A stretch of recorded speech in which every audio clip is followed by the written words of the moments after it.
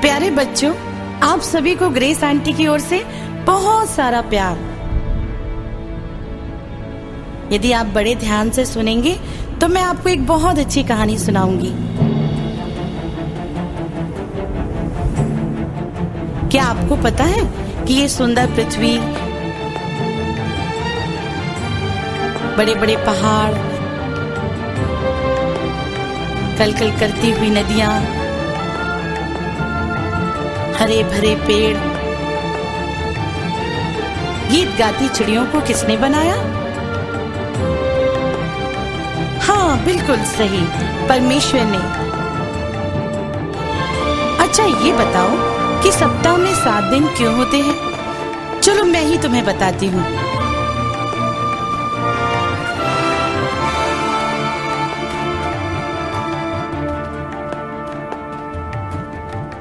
बहुत समय पहले परमेश्वर ने स्वर्ग और पृथ्वी को बनाया।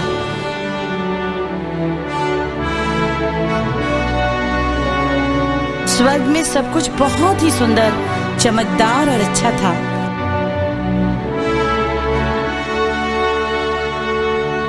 वहां परमेश्वर बस स्वर्गदूतों के साथ रहते थे।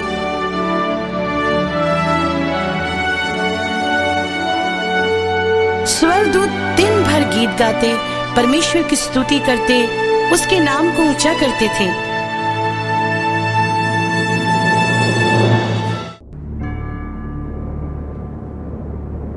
पर पृथ्वी पर कोई भी नहीं रहता था। पृथ्वी बहुत ही ठंडी और सुनसान थी। चारों ओर गहरा अंधेरा था। पृथ्वी के ऊपर पानी ही पानी था। ऐसा लगता था मानो पृथ्वी पानी में डूबी हुई हो। तब परमेश्वर ने सोचा, मैं पृथ्वी को भी सुंदर बनाऊंगा। उसने कहा, उजियाला हो।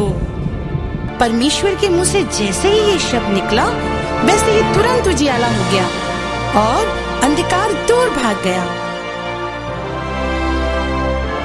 अब तो वहां अंधेरा नहीं था, पर चारों ओर उजियाला ही उजियाला था। परमेश्वर यही तो चाहते थे, क्योंकि परमेश्वर जो कुछ आज्ञा देते हैं वैसा ही हो जाता है। परमेश्वर ने उजियाले को देखा और कहा, ये तो बहुत अच्छा है। और फिर शाम हो गई और फिर सुबह हो गई। इस प्रकार पहला दिन हो गया। अब आपको मालूम हो गया कि पहला दिन कैसे बना और पहली रात के आने से वो कैसे समाप्त हो गया।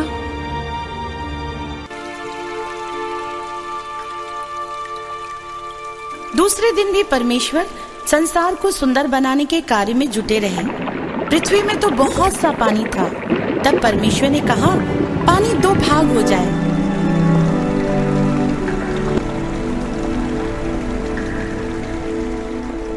नीचे का पानी पृथ्वी पर और ऊपर का पानी बादल के रूप में ऊपर, और बीच में नीला आकाश बन जाए।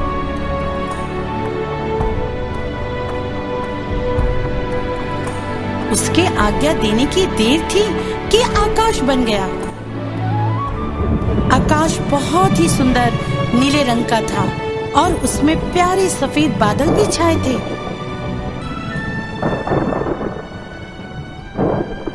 तब फिर से शाम हो गई और दूसरा दिन भी समाप्त हो गया।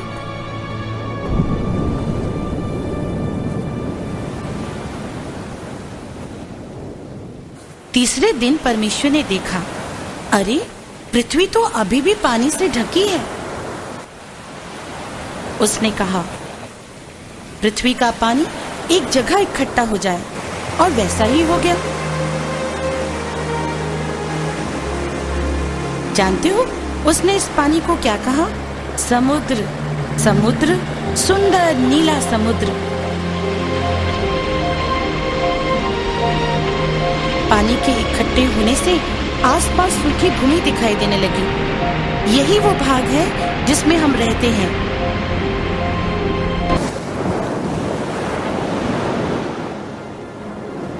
उसके बाद परमेश्वर ने कहा, भूमि पर हर प्रकार के पौधे उग जाएं, पेड़ उग जाएं। वैसा ही हो गया। घास उग गई, तरह तरह के फूलों से भरे पौधे उग गए।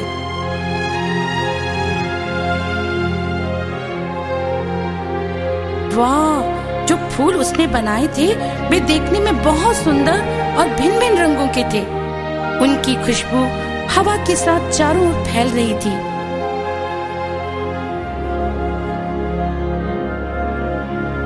पेड़ भी हवा के मन मन झोंकों से आनंद के साथ झूम रहे थे।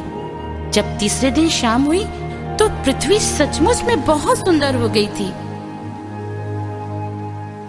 चौथे दिन परमेश्वर ने पृथ्वी को और भी सुंदर बना दिया, क्योंकि उसी दिन परमेश्वर ने सूर्य को बनाया। प्रातः काल बड़ी भोर के समय सूर्य आकाश में नीचे रहता था, परंतु जैसे दिन बढ़ता जाता वह ऊंचा और ऊंचा होता जाता, जब तक कि सारी पृथ्वी में उसकी गर्मी नहीं पहुंच जाती। फूलों ने सूर्य को देखने के लिए अपने सिरों को उठाया तथा उसके प्रकाश में और भी अच्छे खिलने लगे। तब जैसे ही शाम का समय आया, सूर्य नीचे और नीचे आ गया, जब तक वो आंखों से पूरा ना छिप गया। जब रात हुई तो आकाश में चांद चमकने लगा और आकाश से बड़ी दूरी पर चमचमाते तारे भी थे।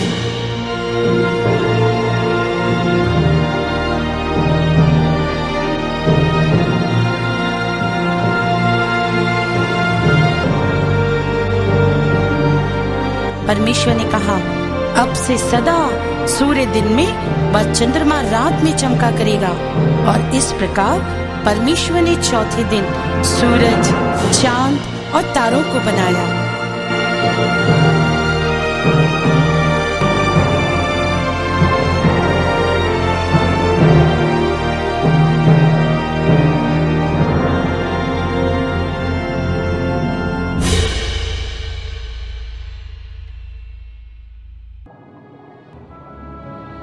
पांचवें दिन परमेश्वर ने समुद्र में तैरने वाली मछलियों को तथा आकाश में उड़ने वाले पक्षियों को बनाया।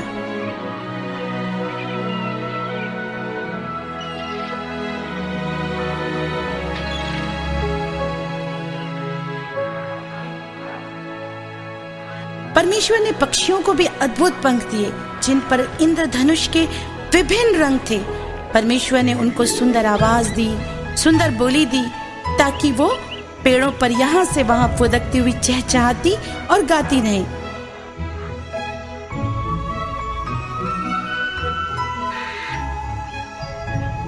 उसने चिड़ियों को उनके घोंसले बनाना भी सिखाया तथा उन्हें बताया कि वे अपने छोटे छोटे अंडों को उसमें रखें, ताकि उनमें से छोटे छोटे बच्चे निकल सकें और वे उनकी देखभाल कर सकें, उनको उड़ना सिखा सकें।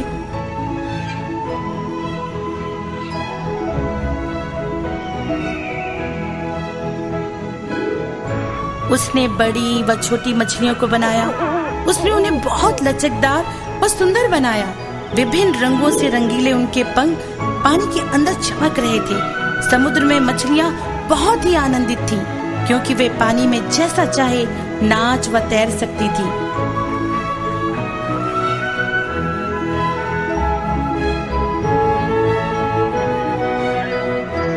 कितना अच्छा था ना ये सब।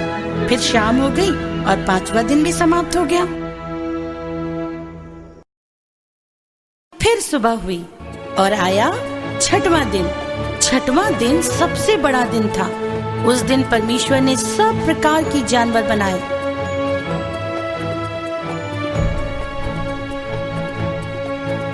उसने हाथी को बनाया, शेर को बनाया,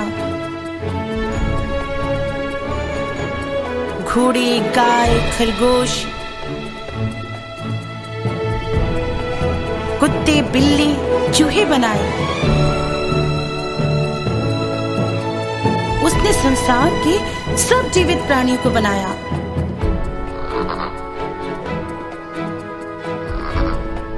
सब कुछ बहुत अच्छा था, बहुत सुंदर था।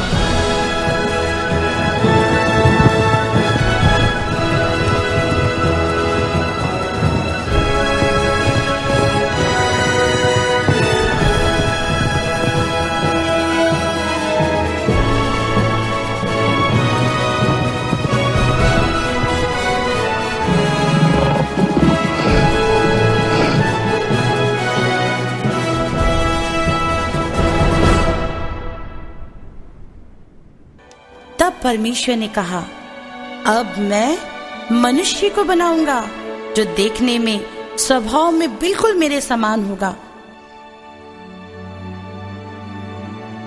परमेश्वर ने भूमि की मिट्टी को साना और उस गुथी हुई मिट्टी से एक पुतला बनाया। उसकी सुंदर सी नाक, 2 सुंदर आंखें, मुंह, 2 हाथ, 2 पैर, उसका दिमाग, उसका हृदय और भी बहुत सारे सुंदर सुंदर अंग बनाए। फिर उसमें अपना आत्मा डाल दी। मनुष्य, जिसको परमेश्वर आदम कहकर बुलाते थे, एक जीवित प्राणी बन गया। परमेश्वर ने आदम से कहा, आदम, मैं तुझे उन सब वस्तुओं पर राजा बनाऊंगा जिनको मैंने बनाया है। तू सब मछलियों, पक्षियों और पशुओं के ऊपर प्रभुता करेगा। वे सब तेरी आज्ञा मानेंगे, पर तुझे मेरी आज्ञा मानना अवश्य है। आदम सब कुछ समझ गया। और ऐसा हुआ, परमेश्वर हर प्रकार के पशु आदम के पास ले आए। उन्होंने आदम से कहा कि वो प्रत्येक जानवर का नाम रखे, और जो नाम वो जानवरों का रखेगा वही नाम सदा के लिए उनका हो जाएगा। आदम के पास जानवर बारी बारी से आने लगे। आदम हर एक का नाम रखने लगा। आदम ने जिसका जो नाम रखा वही उनका नाम हो गया।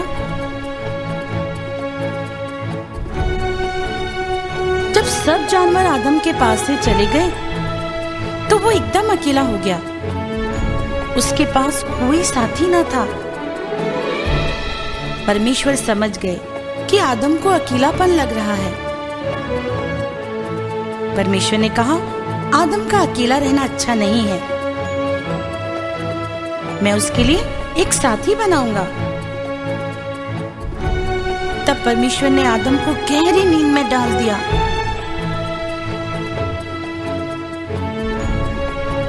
और आदम जब जागा तो उसके साथ एक स्त्री थी। परमेश्वर ने आदम की हड्डी निकालकर उसकी ही मांस से उस स्त्री को बनाया था। आदम उसे देखकर बहुत आनंदित हो गया। उसने उसका नाम हवा रखा। अब तो आदम बहुत खुश हो गया, क्योंकि अब वो अकेला ना था। उसने हवा को पूरा बगीचा घुमाया। उसने उसे सब कुछ दिखाया। आदम हवा बहुत आनंदित थे, क्योंकि वे परमेश्वर की निकटता में रहते थे। परमेश्वर उनके पिता थे और वे उनके बच्चे थे। इस प्रकार 6वां दिन भी बीत गया। 7वें दिन परमेश्वर ने अपना सब काम खत्म कर विश्राम किया, क्योंकि उसने 6 दिनों में सारी वस्तुएं बना ली थी। पूरे संसार में कोई भी ऐसी वस्तु नहीं जिसे परमेश्वर ने नहीं बनाया। अब पता चला कि सप्ताह में 7 दिन क्यों होते हैं, क्योंकि परमेश्वर ने इस पृथ्वी की सब वस्तुओं को 6 दिन में बनाया और 7वें दिन विश्राम किया।